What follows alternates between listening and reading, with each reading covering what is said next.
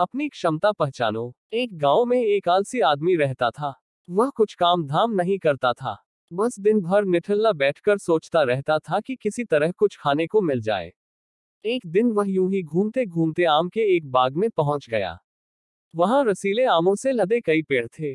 रसीले आम देख उसके मुंह में पानी आ गया और आम तोड़ने वह एक पेड़ पर चढ़ गया।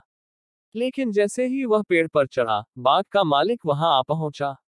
बाग के मालिक को देख आलसी आदमी डर गया और जैसे तैसे पेड़ से उतरकर वहां से भाग खड़ा हुआ। भागते भागते वह गांव के बाहर स्थित जंगल में जा पहुंचा। वह बुरी तरह से थक गया था, इसलिए एक पेड़ के नीचे बैठकर सुस्ताने लगा। तभी उसकी नजर एक लोमड़ी फॉक्स पर पड़ी। उस लोमड़ी की एक टांग टूटी हुई थी और वह लंगड़ाकर चल रही थी।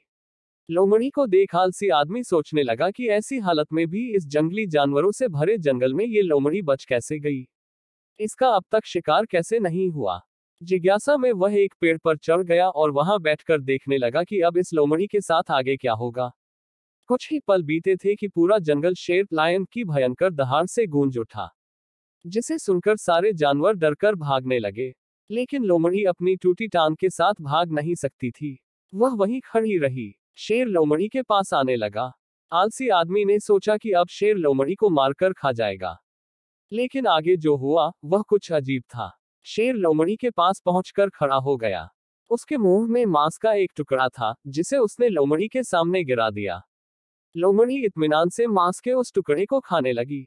थोड़ी देर बाद शेर वहां से चला गया। यह घटना देख आलसी आदमी सोचने लगा कि भगवान सच में सर्वैसवा है। उसने धरती के समस्त प्राणियों के लिए, चाहे वह जानवर हो या इंसान, खाने पीने का प्रबंध कर रखा है। वह अपने घर लौट आया। घर आकर वह 2-3 दिन तक बिस्तर पर लेटकर प्रतीक्षा करने लगा कि जैसे भगवान ने शेर के द्वारा लोमड़ी के लिए भोजन भिजवाया था, वैसे ही उसके लिए भी कोई न कोई खाने पीने का सामान ले आएगा। लेकिन ऐसा कुछ नहीं हुआ। भूख से उसकी हालात खराब होने लगी। आखिरकार उसे घर से बाहर निकलना ही पड़ा। घर के बाहर उसे एक पेड़ के नीचे बैठे हुए बाबा दिखाई पड़े। वह उनके पास गया और जंगल का सारा वृतांत सुनाते हुए बोला, बाबा जी, भगवान मेरे साथ ऐसा क्यों कर रहे हैं? उनके पास जानवरों के लिए भोजन का प्रबंध है, लेकिन इंसानों के लिए नहीं। बाबा जी ने उत्तर दिया, बेटा, ऐसी बात नहीं है। भगवान के पास सारे प्रबंध है, दूसरों की तरह तुम्हारे लिए भी। लेकिन बात यह है कि वे तुम्हें लोमड़ी नहीं, शेर बनाना चाहते हैं। सीख, हम सबके भीतर क्षमताओं का असीम भंडार है, बस अपनी अज्ञानतावश हम उन्हें पहचान नहीं पाते और स्वयं को कमतर समझकर दूसरों की सहायता की प्रतीक्षा करते रहते हैं। स्वयं की क्षमता पहचानिए, दूसरों की सहायता की प्रतीक्षा मत करिए। इतने सक्षम बनिए कि आप दूसरों की सहायता कर सके।